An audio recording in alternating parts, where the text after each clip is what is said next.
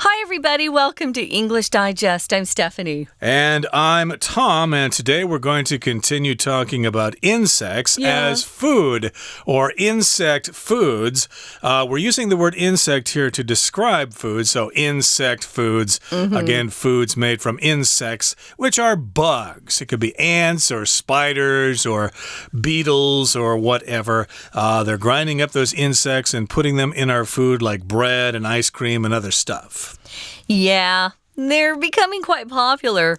We're going to be talking about some of the reasons why people are turning to insect foods these days. Yeah, there's no accounting for taste, as we say in English. Which means you can't explain why someone would actually like that. Yeah, why would someone like something like that? I'm sure a lot of foreigners who come to Taiwan smell cho tofu and they think, why would you put something that smells like vomit? Dirty socks, basically. Vomit, yeah. For me, it's like dirty socks. To us, anyway. Yeah, to me, it's like, ooh, that smells like the first time I got drunk at college. You know, after I threw up all the food afterwards. That's what cho tofu smells like. But again, there's no accounting for taste. But again, we're going to continue talking about insect foods. And we're also going to tell you exactly why people would want to do this. It turns out it's good for the environment and it's good for your body as well. So maybe you should give a second thought to eating insects or having insects as part of a nutritional diet. So let's get to it, everybody. Let's read the entire contents of today's lesson, and we'll be right back to discuss it.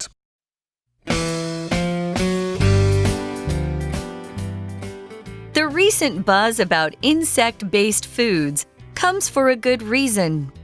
The UN has estimated that humans will need to double food production within the next 30 years in order to feed the growing global population. Eating bugs just might be our best alternative. Insects are much better for the environment than livestock. They require less food and water than animals, which results in lower production costs in the long run. Unlike livestock, insects don't produce methane gas, which causes air pollution. Insects can also be raised vertically in small spaces. Since an enormous percentage of land is currently used by grazing livestock, eating more insect-based foods would save a lot of space. Saving the environment is only half of the story, though. As it turns out, bugs are also quite good for us. They are packed with proteins, vitamins, and minerals, making them an excellent alternative to processed foods. Due to these benefits, many food analysts are convinced that the demand for insect-based foods will soar in the near future. Attitudes towards eating insects have already started to change. The yuck factor about eating bugs is disappearing among younger generations. A recent study estimates that the insect food market will increase by nearly 25% each year for the next decade. Large supermarkets have even started to test the waters by offering products like buffalo worm granola and bags of roasted crickets. There is still a fly in the ointment, however. Right now, insect-based foods are typically more expensive than their plant and livestock-based competitors. As technology improves, though, prices should fall and consumers will likely jump at the chance to eat these healthy, affordable foods.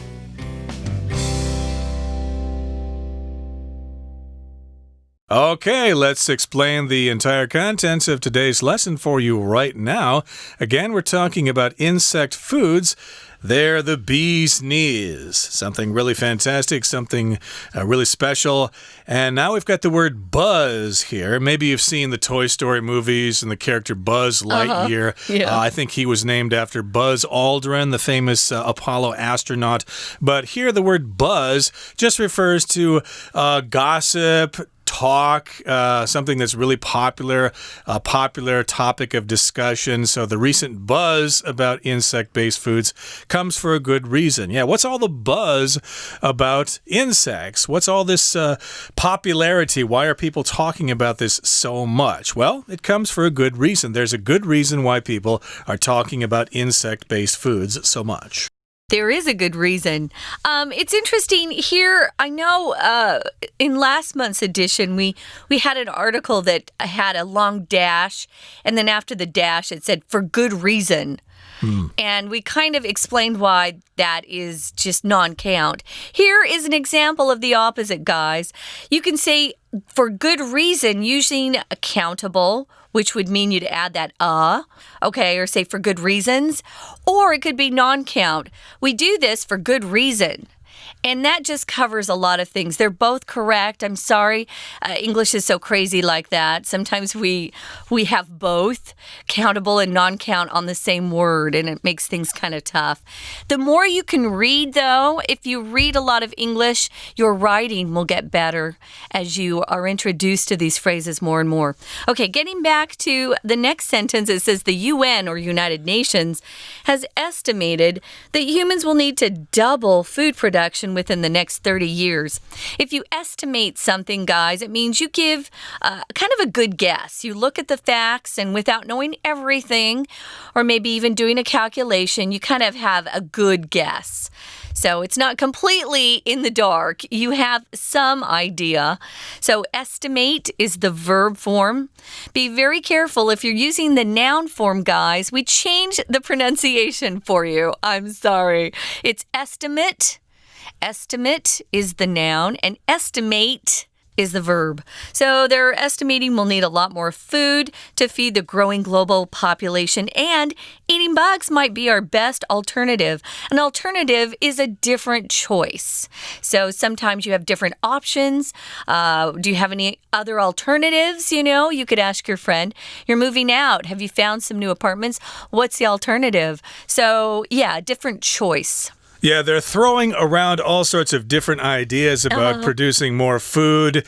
Maybe we should consume less meat, and therefore we can grow more plants, and then everybody will be fed that way. Or maybe we can try vertical farms or things like that. But this is another possible idea here of eating bugs.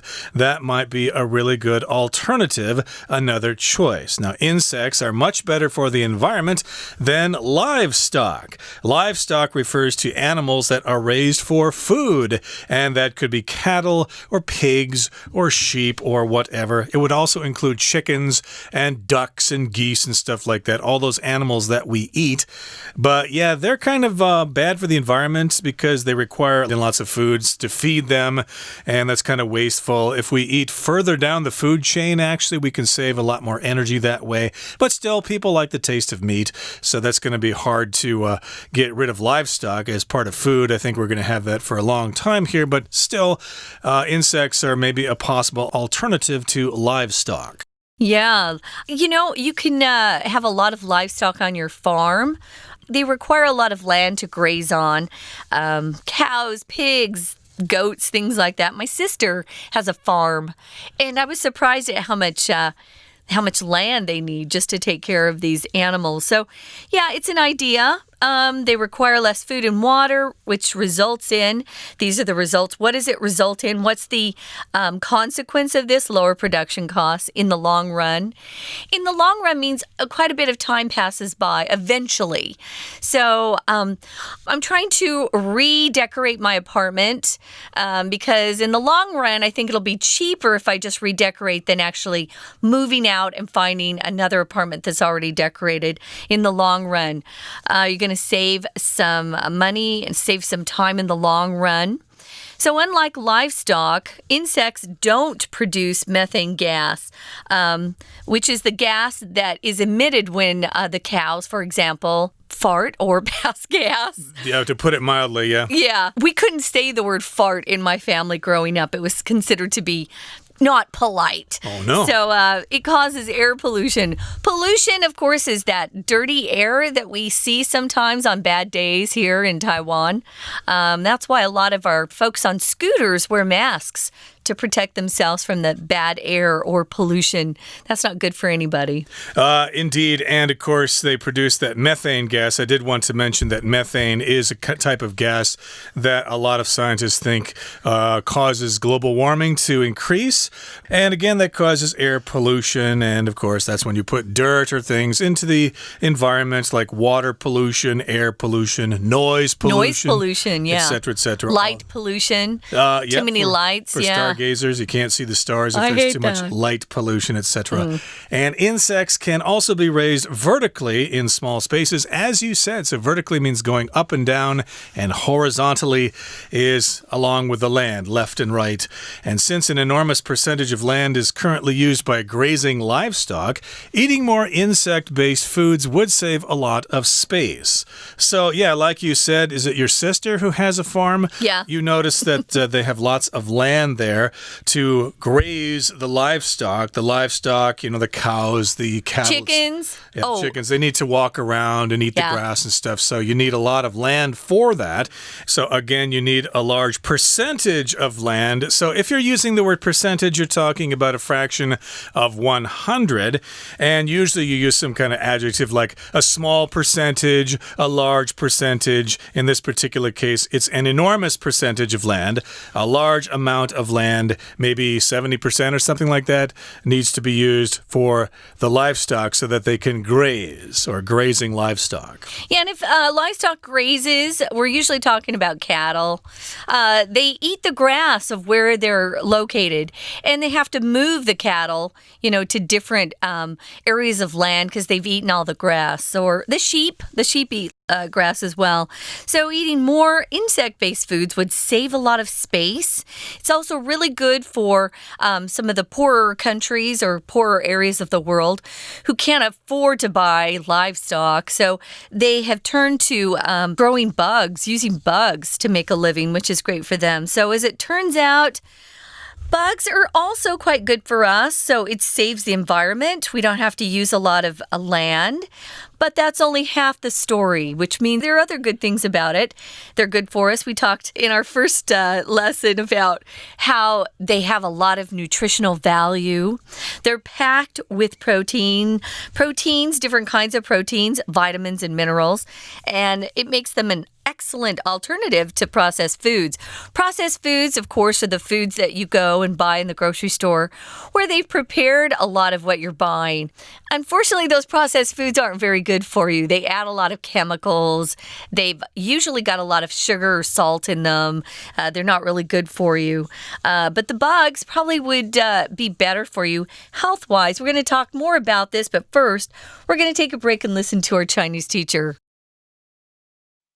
Hi everyone, my name is Jenny. 我们今天要继续来看第二单元，我们要谈的是昆虫做成食物。说起来，这已经是一种热潮了。为什么最近会有这样子的热潮呢？我们先看一下第一个，也就是 insect-based foods。这个 insect-based， 我们要晓得复合形容词这个用法上有一个名词，后面加一个过去分词。理由很简单，我们通常要注意到这个过去分词的形式。有时候我们看到的可能是现在分词组合而成的复合形容词，可是这里为什么要被动的 PP based？ 理由很简单，因为你修饰的这个食物说它这个食物呢是怎么样的食物，是以昆虫为基础。换句话说 food based on insects， food that is based on insects， 也就是其实它基本上是把昆虫当作它的食材。那我们说到这样子的热潮很有原因哦，后面就解释这其实跟环境有关系，因为联合国就说了，以后呢，如果我们要养活全球一直不断增加的人口，大家可能真的得要吃虫了。为什么吃虫对环境好呢？如果我们跟 livestock， 也就是牲畜，像牛啊、像猪啊或鸡这些来做比较的话，其实昆虫真的对环境的影响来说，比动物它们不需要食物，不需要水，所以可以降低我们的生产成本。我们谈到这里，要回头来看一下这句话，他说吃虫，那虫不需要水，不需要食物， which results in lower production costs. 这个地方的 which我们要注意的就是它在逗点后面，当然这表示它是一个补充的用法，是一个非限定的关系代名词。那 which 指的其实就是前面这边所提的整件事情，也就是说昆虫需要的食物跟水比较少，这件事呢，我们知道长远来看它可以降低成本， which 非限定的关代。再来我们往下面就说到，除了这一点之外，还有一点他说昆虫它也不会制造空气污染。这怎么讲？因为昆虫不会像动物一样会产生甲烷气体。我们来看到这个地方又有逗点加 which methane gas， 这个后面的逗点当然一样的也是一个非限定用法的关系子句，可是这个 which 它指的呢就只有指前面的所提的 methane gas。 他说到这种气体它其实是会造成空气污染的。那我们知道，如果说我们把昆虫当作食物，那要养它的话，用到的空间也跟我们养牲畜不同，因为它不需要像牲畜一样占用那么大的土地，说起来真的是可以保护环境的。但他接下来也说，这也是一半的真相而已，还有另外一方面就是营养价值。因为昆虫对我们的人体非常好，它因为有蛋白质、有维生素、有矿物质，所以的确它是加工食品的绝佳替代品。 We're going to take a quick break. Stay tuned. We'll be right back.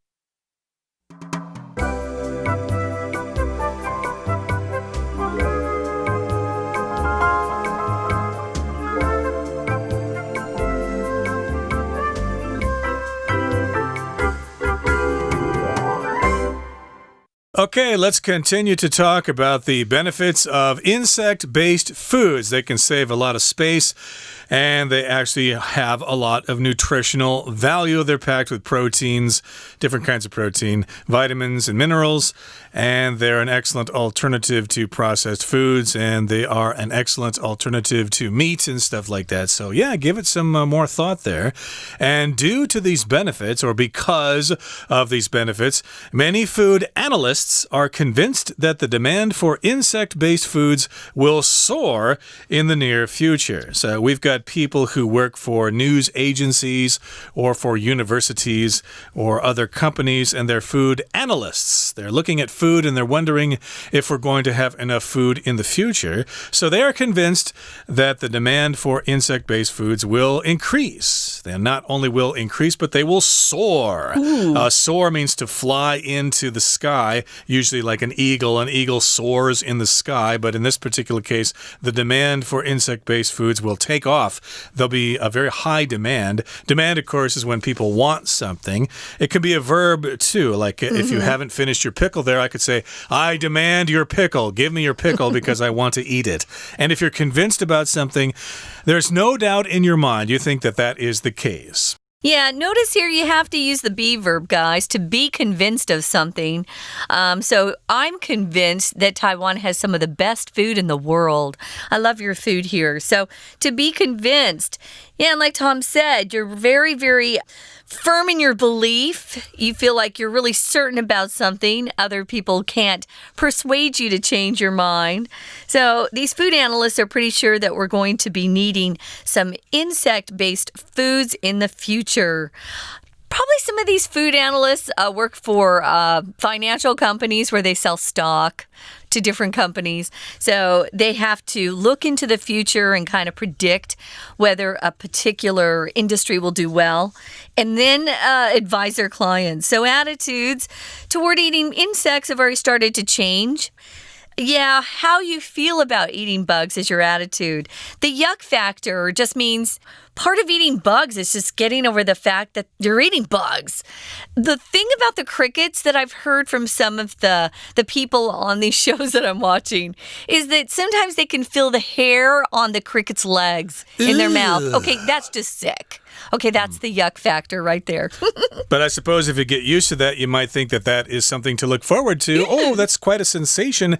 That means the crickets have this great texture. That's all a part of the eating experience. Yeah. But yeah, the yuck factor seems to be disappearing among younger generations. Older people are probably less likely to accept this, but younger people think, hey, let's try new things. What the heck? You only go around once, so let's eat some bugs from time to time. And a recent study estimates that the insect food market will increase by nearly 25% each year for the next decade. So it's taking off. People are getting more and more interested in eating bugs as part of their diet. To me, it doesn't seem that gross because if you're going to chop up a pig or a cow and eat their muscle fibers, that's just as gross as eating a plate of fried crickets. So I think people will probably accept this pretty soon here. And large supermarkets have even started to test the waters by offering products like buffalo worm granola and bags of roasted crickets. Granola, that's kind of like a breakfast cereal, right? Well, granola has a lot of grains in it, right? And usually maybe some nuts are added. Granola is a combination of lots of different things, though. And just adding a few buffalo worms, maybe you wouldn't even notice. So, yeah. The thing that I've noticed that most of the competitors or whoever's tasting this stuff, they are less grossed out by the crickets than anything else because they get them quite crunchy. And so they feel like they're eating more like a nut or something. So there is still a fly in the ointment, however. This is a phrase we use. If you have a fly in the ointment or a bug in the ointment, it should be fly.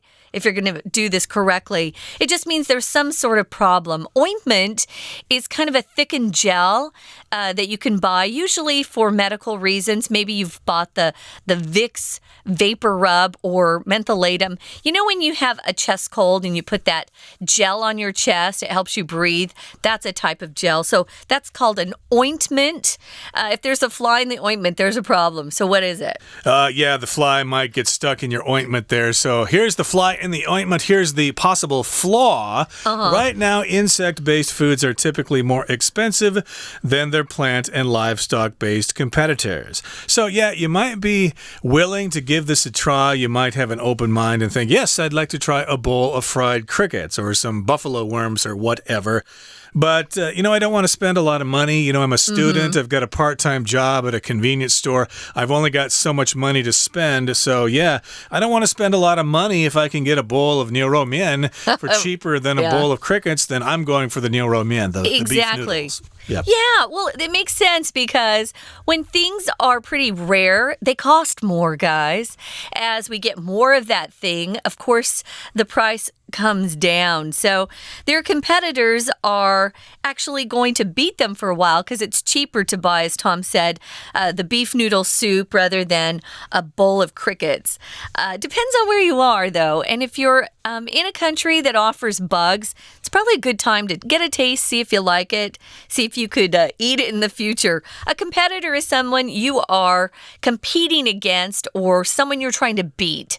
Usually a competitor is someone you face in a game, perhaps, or in business, it's another company that you want to do better than they are in the market.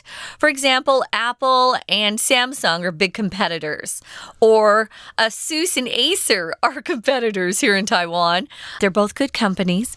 So as technology improves, though, prices should fall and consumers will likely jump at the chance to eat these healthy, affordable foods. If you jump at something, jump at the chance is the phrase that we usually use, the whole phrase. I want to jump at the chance to go skydiving. If you jump at the chance to do something, it just means you're really enthusiastic. You're eager not to let that opportunity pass you by. So maybe the next time you see some bugs for sale, some insects that have been added to food, don't miss it. Jump at the chance chance to give it a try, see if you like it. I don't know. It could catch on. I could see adding a few bugs to my food, but I don't want to know about them being inside the food or being in the food. Yeah, if I tried that ice cream, I might just try one bite and that's it and get used to that idea. And then maybe next time try 2 bites, etc. and gradually get used to eating that ice cream. And eventually, maybe I'll actually develop a taste for insects and I won't be able to eat anything else. Yeah, sometimes it just takes a while. Yeah. This is kind of crazy, but when I first got to Taiwan, I didn't like soy sauce. And now I love it so much I could drink it, which is not healthy either. Yeah, I had a problem with xiang cai, coriander, I think it is. I thought that stuff smelled really bad, but I gradually got used to it. I love it. And now I actually like it quite a bit. See? But I don't feel that way about chou tofu. I hated it at first, and I still hate it now. Okay, that brings us to the end of our explanation for today. It's time now to listen to our Chinese teacher. 我们继续来看这篇文章，提到我们把虫当食物所带来的好处，的确对环境好，对我们身体好。食品分析家他们就相信说，像这种需求以后一定越来越高。我们看到 demand 这个字代表的是需求，它当名词来用，后面如果你说是对什么东西的需求，后面的介系词是 for， 这个搭配词要注意 the demand for insect-based foods。 这样子的预测就表示说，其实对于吃虫这件事，我们可能不能一直说这是恶心的东西了。而且呢，他说最近呢有研究，在未来的10年昆虫食品市场会年增 25%。 我们来看一下这个地方的 increase by nearly 25% each year。 这个 by 我们知道介系词很重要，就是因为它的用法上呢可能是有一些固定的用法，像这个我们说增加了多少，当你用 by 就表示这个差异是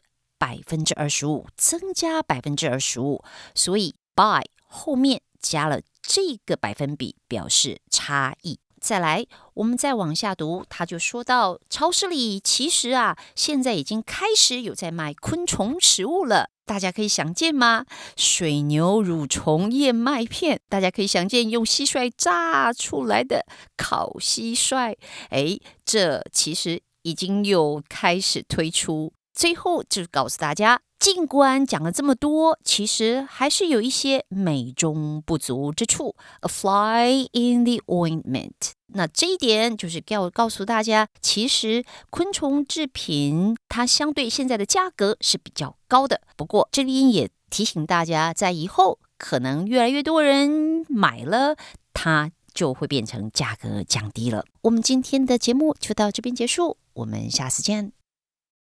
So that's it, guys. That's our 2-day unit on insect foods. They're the bee's knees. We hope you'll give it a shot. I'm going to try the next time someone offers me some type of food that has insects inside. I'm going to actually give it a shot. But I can't be thinking about the bug. If I do, I'll probably kind of like gag, like, you'll throw up. You'll vomit. Don't think anything. Just eat it. Yeah, but it does seem to be like the wave of the future if we do want to double our food production for a growing world population. Okay, thank you for joining us, and please join us again next time for another edition of our program. From all of us here at English Digest, I'm Tom. I'm Stephanie. Goodbye. Bye.